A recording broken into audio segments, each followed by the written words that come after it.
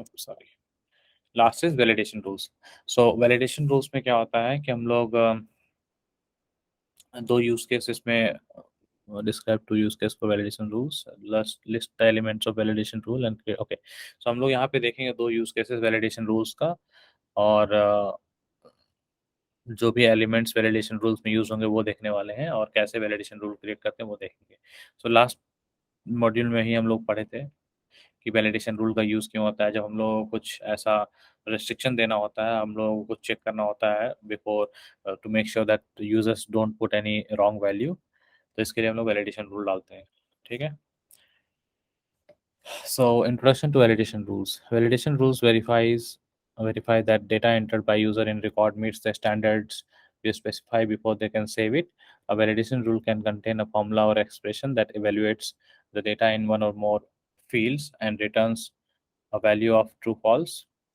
When the validation rules when the validation rule returns a value of true, this confirms that the data entered by user contains an invalid value. Validation rules can also include error message to display to users when they enter invalid value based on specified criteria. Using these rules effectively contributes to quality data. For example, you can ensure that all phone number fields contain a specified format, or that discounts applied or certain products never exceed a defined percentage.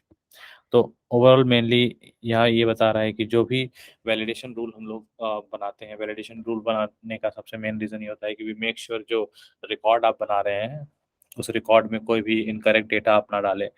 और जब भी कोई validation rule का जो logic है वो true return करता है, दैट मीन्स जो भी आपने लॉजिक लिखा है वैलिडेशन रूल में वो सेटिस्फाई कर गया है, और जिस दैट मीन्स आपका जो वैल्यू है और जो वैलिडेशन है वो किक ऑफ करने वाला है और यूज़र ने गलत डेटा डाला है। ठीक है। तो इसको मेनली हम लोग गलत डेटा डालने से रेस्ट्रिक्ट करते हैं, और इससे जो क्वालिटी ऑफ डेटा है वो इम्प्रूव होता है। ठीक है। एग्जांपल में यहाँ बता रहा है कि हम लोगों को इंश्योर करना है कि जो फ़ोन नंबर फील्ड है उसमें कोई टेक्स्ट ना डाल दे, तो उसके लिए हम लोग वैलिडेशन रूल लिख सकते हैं। कैसे एक नंबर फील्ड में कैसे एक फील्ड में हम लोग नंबर फील्ड तो नंबर ही होगा, कैसे एक टेक्स्ट फील्ड को अगर हम नंबर बनाना चाहते हैं उसमें कैसे यूज़र सिर्फ +91 ही डाल पाए, प्लस के अलावा कुछ और ना डाल पाए। ठीक है। सिमिलरली अगर हम लोगों को डिस्काउंट अप्लाई कराना है किसी प्रोडक्ट्स में जो डिस्काउंट है ही नहीं, अ, तो उसको उस केस में भी उसको कैलकुलेट करके क्राइटेरिया में लॉजिक लिख के हम लोग एरर मैसेज थ्रो कर सकते हैं। So defining validation rules, you can create validation rules for objects, fields, campaign members, or case milestone. In these steps, we create a validation rule that fires when a user tries to save an account with an account number of incorrect length. ठीक है। तो हम लोग यहाँ पे जो सीख रहे हैं इसमें वैलिडेशन रूल्स जो आप ऑब्जेक्ट में बना सकते हैं, फील्ड्स में बना सकते हैं, कैंपेन मेंबर्स में और केस माइलस्टोन, इन चारों जगह वैलिडेशन रूल लिख सकते हैं।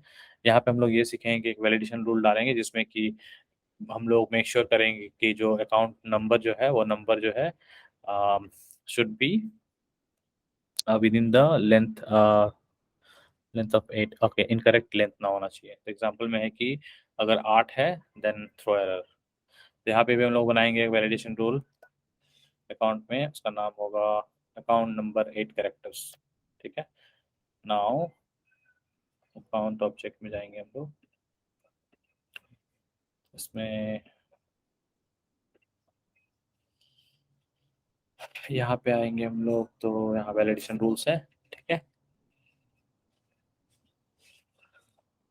यहाँ पे अब न्यू करेंगे, न्यू करके वैलिडेशन रूल का नाम डाल दिए।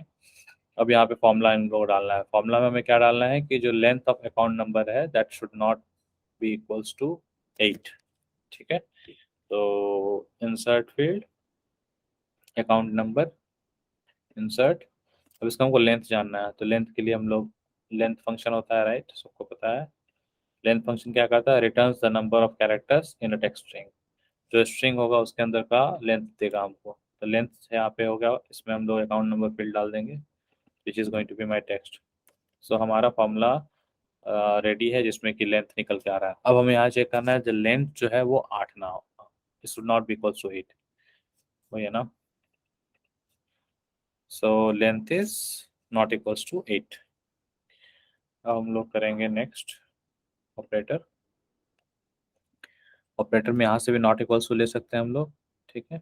और वो जो एग्जांपल में दिया वो भी यूज़ कर सकते हैं हम लोग, exclamation and then equals to. तो हम लोग नॉट इक्वल्स टू यूज़ कर, वही एग्जांपल वाला यूज़ करते हैं, बट ये भी कर सकते हैं, तो उसमें हम लोग ये भी यूज़ कर सकते हैं, this is also not equals to. अब इसमें नंबर 8, ठीक है, check syntax, no errors found. अब हम लोग यहाँ पे लिखेंगे जो मैसेज है, वहाँ से मैसेज हम लोग यहाँ से कर लेते हैं। मैसेज है account number must be 8 characters long, ठीक है।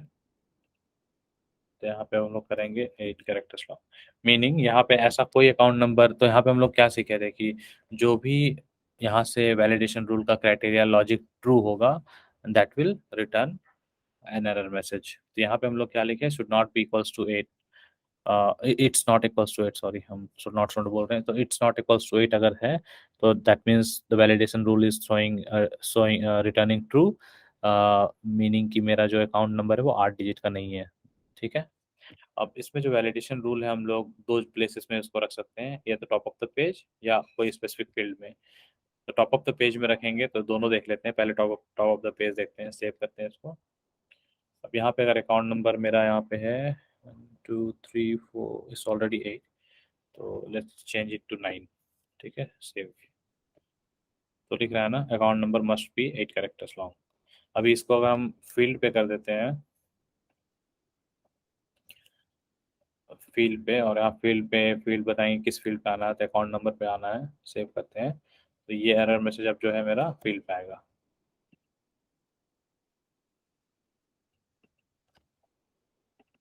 तो आई पुट नाउ दिस, यहाँ आ रहा है ना, account number must be 8 characters long, ठीक है।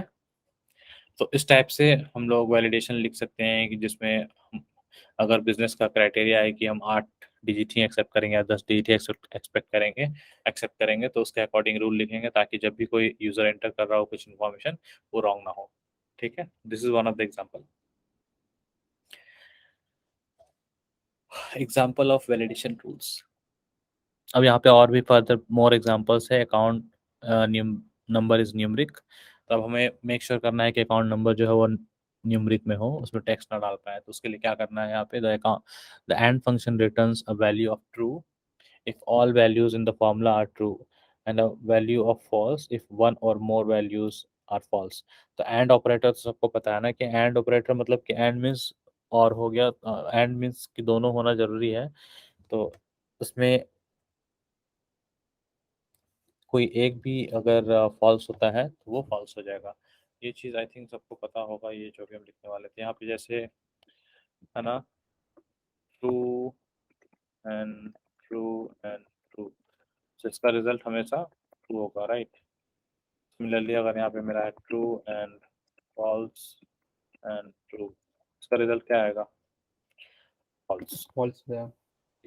ये जनरल चीज़ है जो हम लोग आई थिंक आईटी वाले को पता होगा। तो एंड जहाँ पे लगता है मतलब सब कुछ होना चाहिए मेरे पास, तभी जाके उसका वैल्यू आएगा सेम में। अगर एक भी फॉल्स है तो फॉल्स आ जाएगा, ठीक है। अगर इसी में अगर और होता, ट्रू और ट्रू और true, it doesn't matter, it will give you true.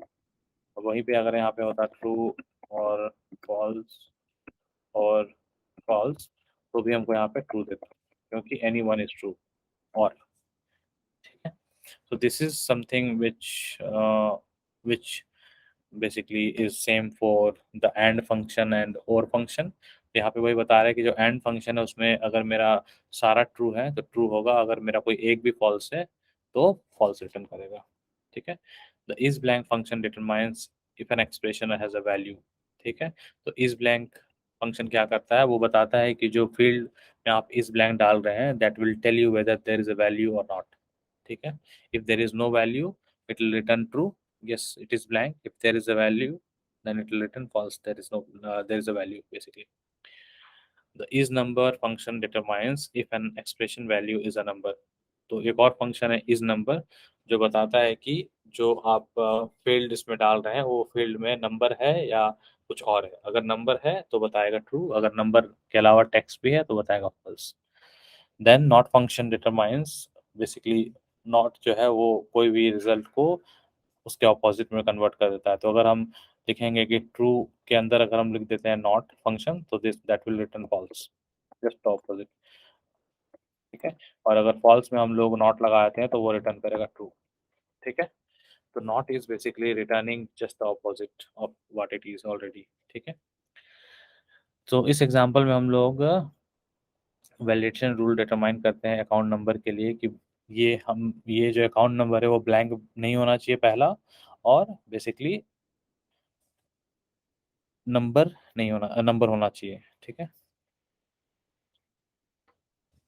ठीक है, value of true indicates that the data entered by the user contents and, हाँ ये तो हम लोग पढ़े कि अगर वो वैलिडेशन ट्रू रिटर्न कर रहा है, that means there is a issue in the data that is entered by the user. तो ये आप लोग खुद से ट्राई कीजिए और देखिए इसका क्या आउटपुट आता है। ये सेम लॉजिक आप टाइप कर सकते हैं इसमें, इसको समझने की कोशिश कीजिएगा, नहीं समझ में आएगा तो पूछिएगा, फिर आई विल एक्सप्लेन। ठीक है, अनदर एग्जांपल यहाँ पे है date must be in current year. तो जो भी डेट डाल रहे हैं उसको वेरीफाई करना है कि जो डेट है आपका वो सेम ईयर से है या नहीं। अगर सेम ईयर से नहीं है then that is a problem, और वो आपको एरर थ्रो करना है। ठीक है, जैसे कि हम लोग कल एग्जांपल में देख रहे थे कि बहुत सारे अपॉर्चुनिटीज जिसका कि 2021 का क्लोज डेट है। तो अगर उसी तरह से कोई ऐसा डेट आप एंटर कर रहे हैं while creating an opportunity and you are trying to give an, मतलब आपने गलती से ओल्ड डेट सेलेक्ट कर लिया है, तो system will restrict you and notify you कि you are selecting a date which is already passed। ठीक है, ये भी आप लोग यूज़ कर लीजिएगा, उसमें फॉर्मूला आपको ये डालना है। तो अब यहाँ से जो भी है एग्जांपल में सारा टेस्ट करना है आपको। नेक्स्ट है आपका नंबर रेंज वैलिडेशन, आपको नंबर रेंज टेस्ट टेस्ट करना है यहाँ पे, सैलरी मिन एंड मैक्स और if it is greater than something. ठीक है, ये वेबसाइट एक्सटेंशन टेस्ट करना है। अगर आपने कोई फील्ड बनाया है जो टेक्स्ट फील्ड में आप वेबसाइट का वैल्यू एंटर करवा रहे हैं, तो this example will verify whether you are entering a right website और नॉट। तो यहाँ पे जैसे कि वेरीफाई कर रहा है .com .org .net। अगर इनमें से कोई भी एक वैल्यू मैच नहीं किया आपके वेबसाइट में, तो system will throw error message saying कि आप जो एक्सटेंशन डाले हैं वेबसाइट में these are not matching with these .com .org.net। Then you need to verify billing country. ये एक थोड़ा सा बड़ा वैलिडेशन है, इसमें इसको भी समझने की कोशिश कीजिएगा लाइन बाय लाइन। इसमें ये बता रहा है कि जो आप बिलिंग कंट्री डाल रहे हैं उस बिलिंग कंट्री में जो बिलिंग कंट्री का जो कोड है वो मैच कर रहा है या कि नहीं कर रहा है। ये आईएसओ कोड जो होता है, हर बिलिंग कंट्री का एक आईएसओ कोड है, उसी को वो मैच करने की कोशिश कर रहा है। तो आईएसओ कोड जो होता है वो फर्स्ट 2 कैरेक्टर्स होता है बिलिंग अकाउंट उसका।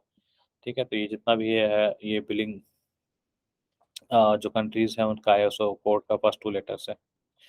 तो ये भी आप लोग टेस्ट कर लीजिएगा, जिससे आप लोगों को पता चल जाएगा कि so in with testing these various validation rules आप लोग थोड़ा सा फैमिलियर हो जाइएगा कि वैलिडेशन रूल कैसे काम करता है और क्यों इंपॉर्टेंट होता है। ठीक है, तो उसी को हर पैराग्राफ में एक्सप्लेन किया हुआ है बेसिकली, तो फुल ऑन प्रैक्टिकल है, इसको ट्राई कीजिए आप लोग खुद से।